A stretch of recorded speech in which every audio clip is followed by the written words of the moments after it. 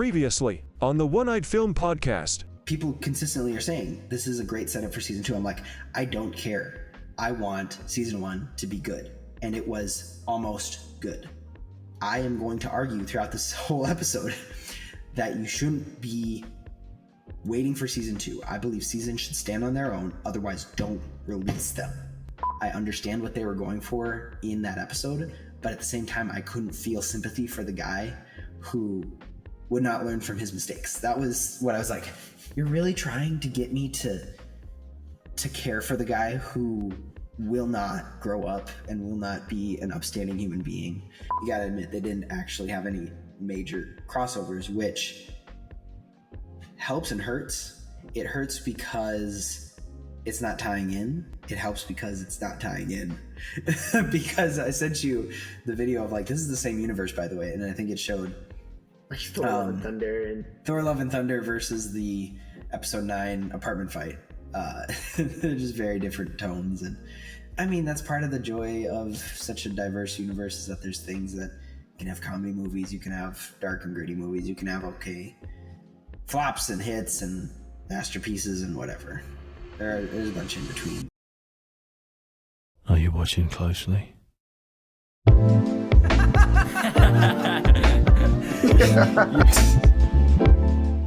There's a bunch in between, but I want to hear your rant on Muse, though. rant on Muse. Well, I feel like first we have to do the rant on White Tiger. Oh, okay. We get Back to the it rant up. on Muse. That's fine. Anyways, because I mean it's the same problem with both of them. Yeah, I thought that we were going to get a lot more of White Tiger, and that's probably the point. But 2 episodes? I know that they're going to develop his niece to be the new White Tiger. That's pretty obvious. But it just... It's so shallow, and it could have been a cool character. But again, maybe he was picked because no one's like, oh, who's White Tiger? Oh, he's gone. Like but we also never got to see his Mystic Amulet. Yeah, except for the little TV in episode 1, which again, he could have just been any punchy vigilante. And I'd never. He said, I didn't have my amulet, so obviously I couldn't defend myself or whatever. I'm like, what does your amulet do? You never explain it. And then he's dead. And obviously that is early on in the show, season 2, kick off other story beats of like. First off, I believe that there's kind of a theme between 3 and 4 of system does its job, but it's not enough because ultimately Hector was released and then killed. And then obviously episode 4's theme. But it does something to Matt to bring him back to Daredevil that I don't think was implied hard enough. It was implied that the failure of the system that he saw in those 2 situations caused him to somewhat revert back to his primal instincts of being Daredevil and not shoving it down for a year and a half like he did. But I don't think that was actually explored in his mentality. If it was the original show, he would have had a heart-to-heart with Father Lantom, or in this case, it would have been Maggie, maybe. Bring Maggie back, talk about his thoughts with his mom, things like that. Spoilers for season 3 of Daredevil. But there's not enough. We'll get back to Hector in a second. There's not enough thinking. There's a lot of doing. There's not a lot of thinking in this show. And there's just so much good thoughts in the original show. And they just didn't stop to breathe and do that. And also we even got a hint that he might return to the church because he had that. I don't even know what that moment was of him thinking and listening to the prayers and the singing in the church that one episode. But I was like, maybe. No, nothing. 0. He's just another generic superhero unless we come back to it in season 2. But I am basing my views on this season off of this season. I'm not going to pretend like it might happen in season 2 because I've been bitten by that before. So. Well, they had him praying later on in the show. Where? See, there's a scene where Heather's like, oh, you still do that? You forgot about that Really? scene? No, I forgot. That was like in episode 7, I want to say. Matt is reciting the Litany of St. Yves. So he was doing some liturgy. Okay. I do remember that.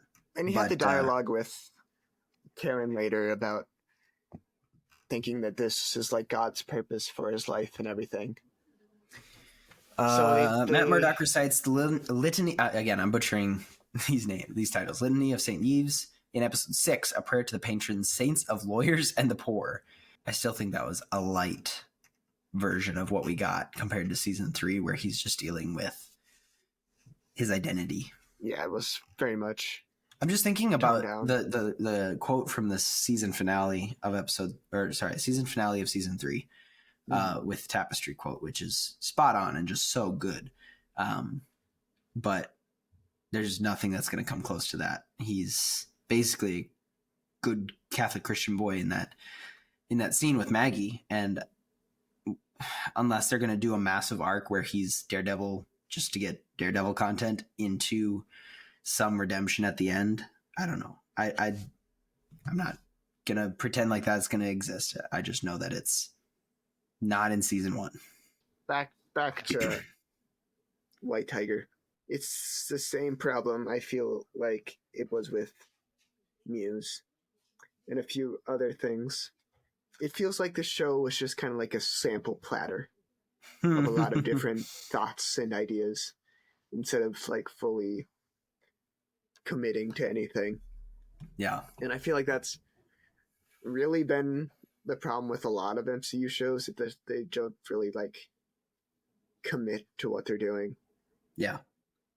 You know, like, I think especially like, you know, like Moon Knight could have really been something interesting if they really like dove into the mental psychotic side of things, if you know what I mean. Yeah. But then by like episode 3, it's just more or less a normal superhero show. Have you rewatched Moon Knight? I'm curious. I should. Haven't? Okay. I don't know. It's just sometimes the shows are telling by how much you rewatch it. Yeah. Like Daredevil original. Mm-hmm. Okay. Yeah. White Tiger and Muse underutilized. Even though it's not the same, this show still falls flat on what the conflict is supposed to be about. In previous shows, it's been the surprise villain. You know, Hawkeye at the end just was like, oh, guess what? Fisk is back for the last 2 episodes. Not even the last 2 episodes. I think he was his face was shown in the 8th episode or whatever. And then he was actually in there for the 9th or whatever, the last one. It wasn't intentional for this one because they had these mini stories, basically. 2 and 3 went together. 6 and 7 went together.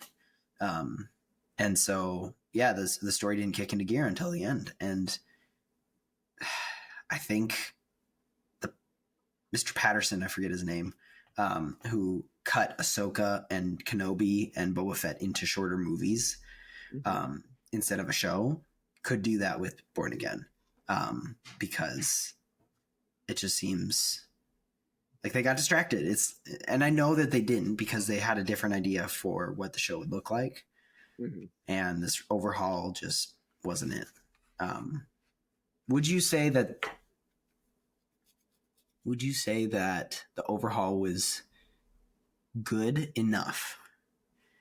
Because we would obviously have the overhaul over what we would have gotten if there wasn't one. Yeah.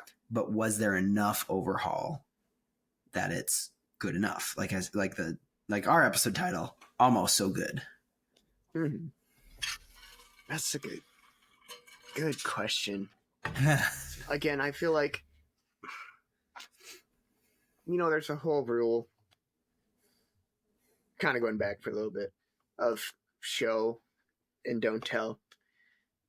You know, with White Tiger, they told us he was this vigilante and everything, but we didn't see much.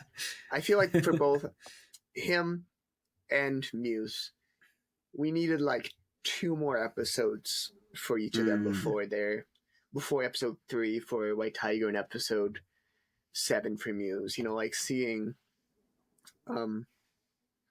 White Tiger be that vigilante would have made fans happy, and would have made everything a bit more impactful. And especially with Muse, I mean, as I told you after the episode, it would be, we would have forgotten who that guy in the first episode was if we weren't told that, or if we didn't hear that he was gonna be Muse. So Yeah. He should have been a recurring character as Bastion instead of just not being in the show until Muse. Like, seeing therapy sessions with him and Heather, like, I feel like if we just would have had like one scene per episode until episode 7 or whatever, and seeing her like start to see signs that he's kind of messed up, but I mean, kind of choosing to ignore them because she doesn't want to believe it, Yeah. would have made like episode 7 hit a lot harder than just hearing him talk about his infatuation with her and everything. Yep. So the funny part about doing it in TV show format is that they do last time on Daredevil Born Again. mm-hmm. And those are actually important to watch because you forget things. This show is not like the Netflix show, because what I would do when we maybe went multiple days without watching that, we could still think back, what was the last thing we watched? Oh yeah, we left them, they were standing over a pit looking down into an endless pit, which was actually, now that I think about it, a really cool scene, because Matt throws the light or throws something and you just hear nothing even through the credits. Like, it doesn't even clink in the credits, it just keeps going. That's an amazing scene. But you think back to just the last thing you saw, and that you can't do that with this one. You have to be reminded, oh yeah, this happened 3 episodes ago, this one happened 6 episodes ago, and it's very annoying. You can't use that as a crutch. It really pissed me off. And the thing is, I don't think any of that can really be blamed on the overhaul. I think that's what the original version was just going to be. Yeah. It's just like, why was this greenlit from the start? And how did they get that far and before realizing it sucks? To go back to your question, is it, I don't know. Is it good enough? I mean, like you were saying, it's like, would I rewatch it? Maybe. I actually think there's an argument to be made for keeping all the content here and doing what you said, expounding maybe with another episode or 2. Yeah. Put an episode between 3 and 4, put an episode between 5 and 6, or replace 5, honestly, with another Muse episode. Like, you can have sub arcs in a story, but make them meaningful, and they just weren't. Imagine like one inserted after episode 3, and instead of ending episode 3 with Hector being murdered, having a little bit of Daredevil, White Tiger fighting together, and then there's a trap set up by the police with freed criminals who were unjustly or behind closed doors, shuffled some papers, and they got out, and the police hired them with some, like, oh, you get bail or whatever, to attack the vigilantes. This is maybe the start of the anti-vigilante task force, but they don't want dirt on their hands, so they do it with criminals. But then suddenly the one cop, he still can step out and murder Hector, and then Daredevil escapes and has to leave Hector's body behind. But there you get more action, you get kind of a plot, instead of just what we got at the end of episode 3, where Hector runs around, turns a corner, and gets shot. It's very frustrating. And I think that something like that could have worked. More episodes, same content, could have worked. It either needed more episodes or less episodes. Because as I said too, I mean, you pretty much just need like 1, 8, and 9, and that's a full story right there. Because those were all the strictly post overhaul episodes, and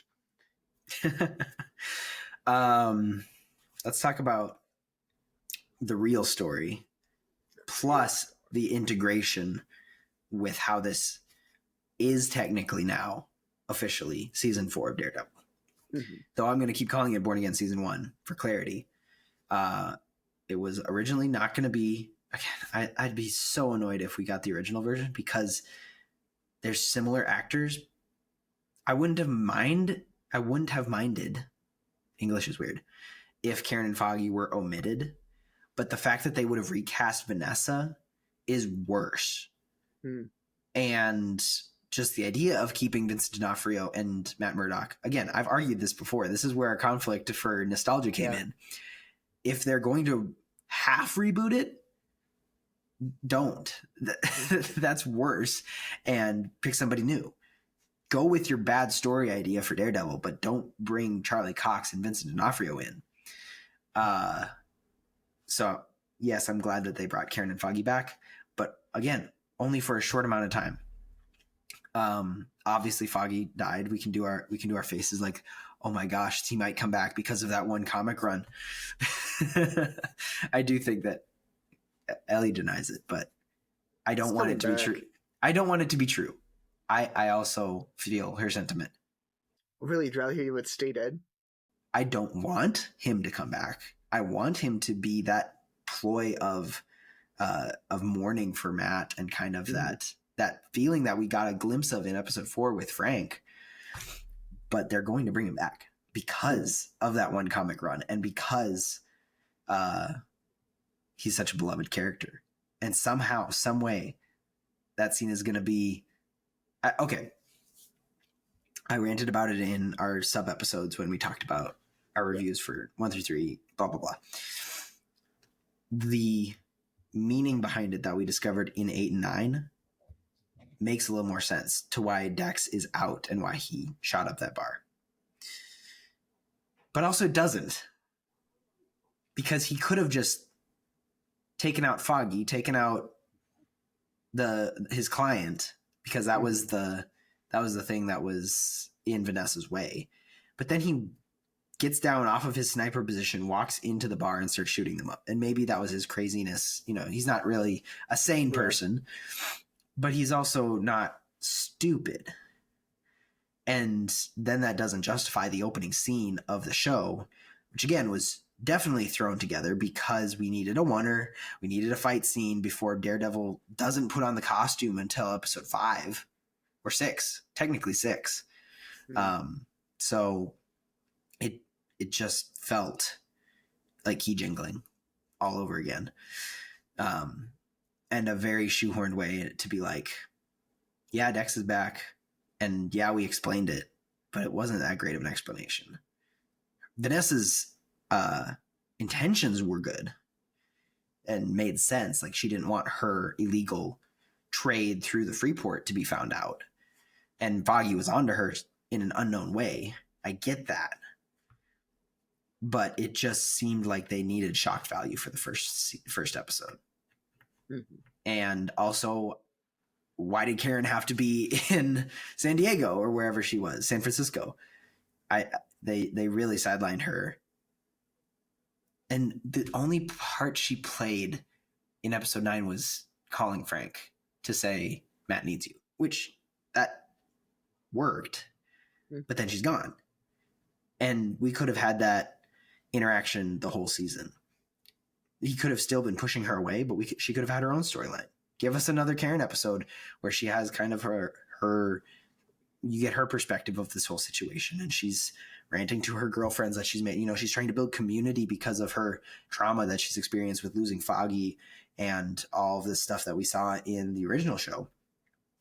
And then she's just like, yeah, going through it. Maybe she even meets Heather. Maybe she becomes everyone's Heather's client, honestly. And just processes some of this stuff before just showing up. Because also, I don't think it's explained why she shows up in episode 9. Besides, well, they say Kirsten called her, didn't? Or I forgot what. Yeah, right. No, just kidding. I don't know. it just seems like they're doing what I'm doing now, is writing up a tie between something to explain it away. Mhm. And yet my explanation isn't good enough for a Disney level TV show, and they still went with it. They went with those connections. So, golly.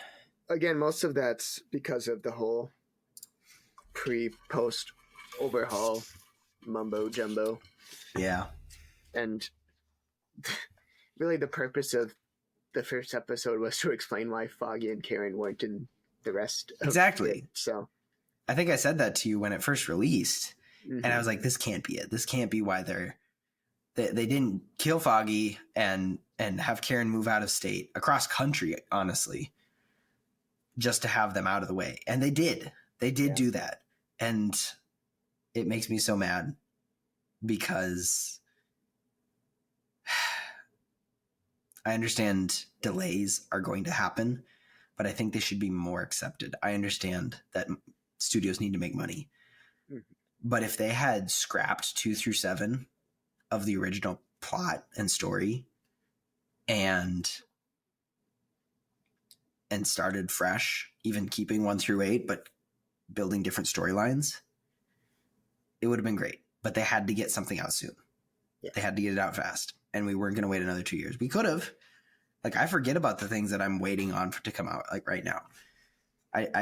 They come around, and then I'm happy.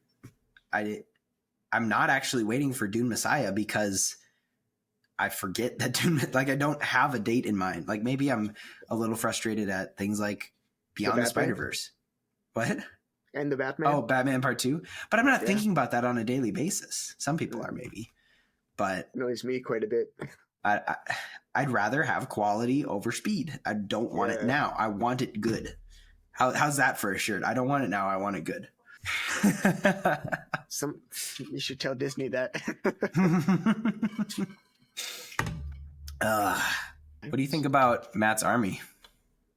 Matt's Army. Man. The end of season 2. Or sorry, the end of season 1.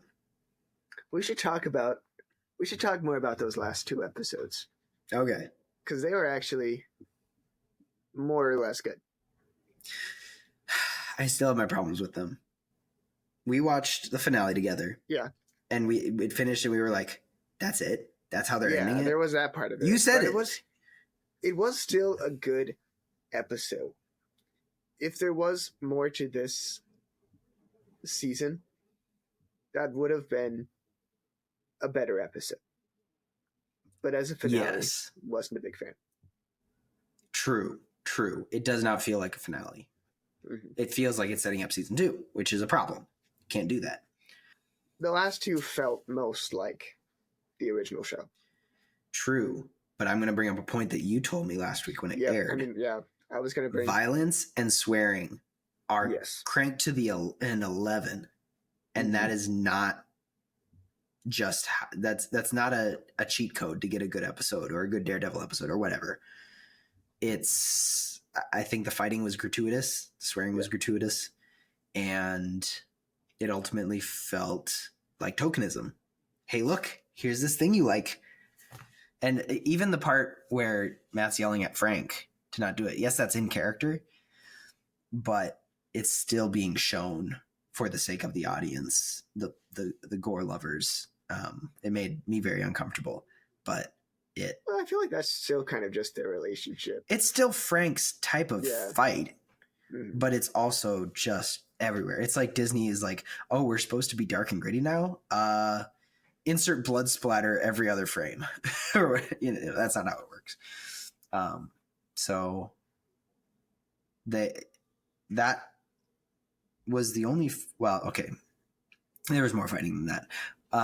The other complaint I had was Matt saving Fisk, because I replayed that last 20 seconds of that episode over and over again to try and figure out what Matt was doing when he dove in front of Fisk. Because he was not going for Heather. Mm-hmm.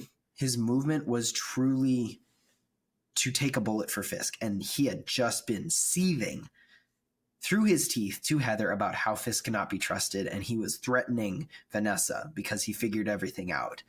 and then he hears the bolt in Dex's gun, and the believability is low for me, but I'm not gonna get hung up on that of like where he knew it was pointing. That part's a little weird. But I'm gonna let that go because his action is not get Heather down or get himself down or get anyone else or like throw something at Dex or whatever. It's get in front of Fisk, because if he dove, it means he understood a general idea where the bullet was, and then it hits him. It seemed intentional, and we never explained what his intentions were. Well, I think that goes back to, Dex's line earlier in the episode about a good man defending his worst enemy. Yeah, I mean, we've gone through Matt's thoughts on if Fisk should live or not. Yeah. And obviously the entire conflict of season 3 was mute because he eventually got out and became mayor. So though the system did not work again. And I don't know. It's more confusing than it is satisfying. Yeah. And that's not what's supposed to happen for a TV show of this stature. Yeah, going back to what we were saying earlier, I think there is a misunderstanding of mature storytelling in this series. As we were just saying, with the gratuitous violence and the swearing. I'm just finding what I said so I can say it in a similar way. I feel like the new directors of the show and the new writers don't understand why the original show was as good as it was. Because in the original series, there was one F-bomb. Yeah. One in the whole show. And in Born Again, there's gotta be like 50. How many F-bombs? I don't know if that's gonna be a number you're gonna be able to find, but I don't know. I'm sure somebody's caught. For example, the first 2 episodes have about 6. yeah, I was figuring about 6 in each. As we've already said, what we got is better than what we could have gotten, but still they don't understand what made it great. For one thing, what the violence really does, what the violence and gore in the original show really do, is enhance the realism of the world. And even though we don't necessarily like to see all of that, even rewatching the original, there's still moments where I look away because it's a bit too gory or violent for me sometimes. Yeah, But I know exactly what you're talking about. yeah. But particularly the scene in the finale where Kingpin crushes Gallows' head. It was just absurd and excessive, and had the opposite effect of what the violence did in the original. Yeah. Because whether or not someone could realistically do that, it still feels fantastical, if that makes sense. Yeah. For him to just tear a guy's face apart like that. Yep. So, because just showing us these violence and the blood splatter and having all these F-bombs, that's not what mature storytelling is. Yep. It's like what a kid thinks mature storytelling is. Exactly. Yeah. They're just showing us the right things and think we're going to be happy with that. It's almost like some of the same issues of what I had with his appearance in She-Hulk. Yeah. You know, it's like they think they can use a hallway scene and his theme for a short bit, and you even use the same actor and like call it Daredevil. And yet that's what Born Again pretty much does at the same level. Yeah. But still, I mean, you can't just have these superficial things and call it Daredevil. You know, this meaningful and mature storytelling. It's about telling a deep and meaningful story that feels real. Yeah. It feels like heartbreaking. And that's what the original show did. Yeah. And I feel like there were hints of that in Born Again, but it didn't do that nearly as well as the original. 100% agree. It's back to what I heard on Open Bar Critical Drinker say, one of his friends said, and I'm not going to get the quote exactly right, but is it giving the fans what they want or giving the fans something that looks like what they think they want? Mm-hmm. Or something along those lines. And it was more or less giving us or something that looked like what we wanted and had no heart, very little heart. So that's why it was almost so good. And unless you have anything pressing, we're going to end it there. Were we going to bring up Ray Nadeem? Oh, I think we should do I think we should do another we should do another Daredevil episode just on the original series. Okay. Because there were a lot of things that we missed from our first episode that we could have done since then, but we didn't. So let's do it again. Yeah. So stay tuned for that. Stay tuned for that. Yeah, we have a lot to talk about with Nadeem. To be continued, just like episode 9 of Daredevil Born Again. I didn't even you asked me about his army and I circled back to a previous question. I understand what the directors were saying about it. Did you hear their comments about it? No. They said they didn't want it to seem too hopeful. Like they had a fighting How chance. dare we have hope in the finale of a... Well, that's like part... I mean, they wanted it to seem like... I don't know exactly how to say it. They wanted it to seem like they had little, but they still had the will to fight, I guess, is what they were trying to say about it, which makes sense. But at the same time, it's like, if this is meant to be a war on vigilantes, it's weird not to have any vigilantes there. Yep, for sure. Of course, a big part of that, I mean, one of the biggest glaring omissions is Spider-Man. And that's kind of just, again, dumb stuff outside of the story world, just with Sony and legal issues. So, but maybe we'll see Defenders come back in season 2. Who knows? That requires me to watch Defenders, and I don't want to. So like they're at that point they're digging the bottom of the barrel for the Defenders fans, and that's desperation. The thing is, I feel like there's fans of the characters. Yeah. I don't think there's fans of the show though. Yeah, for sure. So I think they could maybe make something work that fans like. So who knows?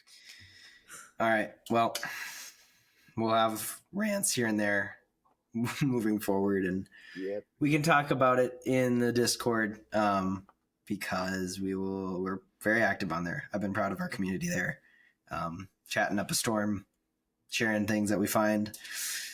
It's been fun. It's been real, but watching Daredevil was not real fun.